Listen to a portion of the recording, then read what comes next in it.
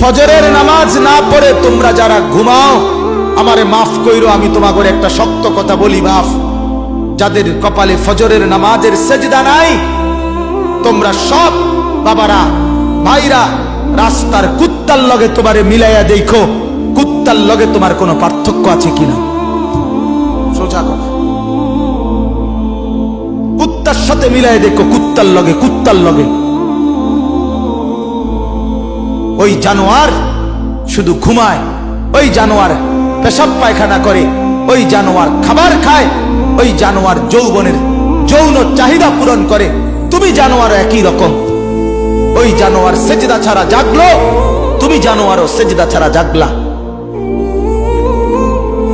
যদি বিবেক থাকে, লজ্জা থাকে, যদি মার দুধ খেয়ে থাকো, যদি মুসলমানের বাচ্চা হয়ে থাকো, যদি ইমানের রক্ত থাকে, ইমানের বিন্দু থাকে, তো যদি কানে আজান শুনে থাকো, আল্লাহর হস্তে নামাজ পড়ো।